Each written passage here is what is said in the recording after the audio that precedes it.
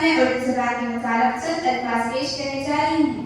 मैं अपनी तकरीर को एक शेर के ज़रिए शुरू करना चाहती हूँ। किसी शायर ने क्या खूब कहा है, उर्दू है जिसका नाम हमें जानते हैं दा, उर्दू है जिसका नाम हमें जानते हैं दा, सारे जहां में धूम हमारी ज़बान है, सारे जहां में धूम हमारी ज़बान है। उर्दू एक ऐसी ज़बान है जिसकी तारीख तकरीबन 700 साल पुरानी है।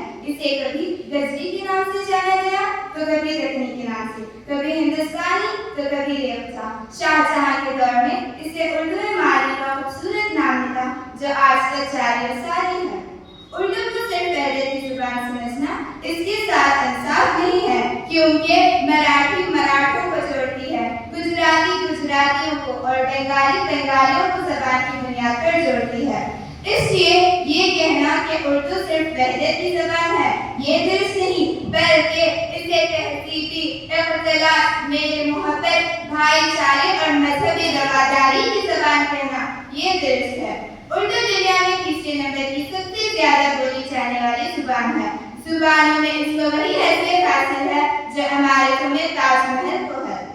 लफ्ज़ उर्दू को शायर गुलाम हमदानी यूसुफ़ी ने 1780 ईस्वी के आसपास सबसे पहले इस्तेमाल किया था। इन्होंने खुद अपनी शायरी में ज़ुबान की तारीफ के लिए हिंदी लफ्ज़ भी इस्तेमाल किया है।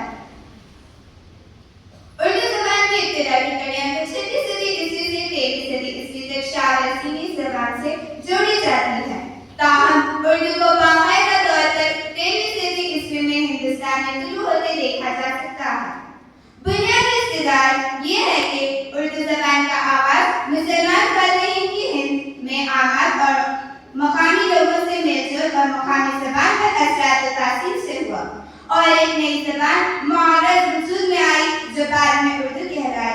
कुछ माहिरीन लिसानियात ने उर्दू की इब्तिदा का सुराग क़दीम आर्यों की ज़बानी में लगाने की कोशिश की है। इसलिए उलमा क्या खूब कहते हैं, वो करे बात का हर लफ्ज़ से खुशबू आए, वो करे बात का हर लफ्ज़ से खुशबू आए, ऐसी बोली वही बोले जिसे उर्दू आए, ऐसी बोली वही बोले जिसे उर्दू आए। उर्दू है यूरोपी लिसानी खानदान की है, ईरानी शाम की एक है आर्याई ज़बान है। इसका इल्तिक़ा जनूबी एशिया में सल्तनत दिल्ली के अहद में हुआ और मुग़ल सल्तनत के दौरान फारसी, अरबी और तुर्की के असर से इसकी तरक्की हुई। उर्दू बोलने वालों की तादाद के लिहाज से दुनिया की तमाम ज़बानों में 20वें नंबर पर है। उर्दू ज़बान अपने अल्फाज की बिनावट के बिना पर दुनिया के हर ज़बान के मुकाबले में लिखने, पढ़ने और सीखने के हवाले से आसान तरीन ज़बान है। इसके अलावा उर्दू ज़बान में अफ़्ज़ व जज़्ब की बेपनाह सलाहियत है। ये एक क़ाइम लज़्ज़त ज़बान है। इसमें ये सलाहियत है कि दूसरी ज़बानों से मुफीद मतलब अल्फाज ले लेती है। ये वो ज़बान है जो न ज़रूरत के तक़सीम को गवारा करती है और न ही किसी से मजहबी या लिसानी बैर रखती है, बल्कि सबके साथ मिलकर शेर व शुक्र हो जाती है। उर्दू से हमारे लगाव सिर्फ इस वजह से नहीं कि ये ज़बान में अजीब इस्लामी सरमाया मौजूद है, बल्कि इस वजह से भी है कि ये ज़बान हमारी तहज़ीब व सक़ाफ़त के आईनादार है और इस प्यारी ज़बान ने हिंदुस्तान की मिट्टी से जन्म लिया है।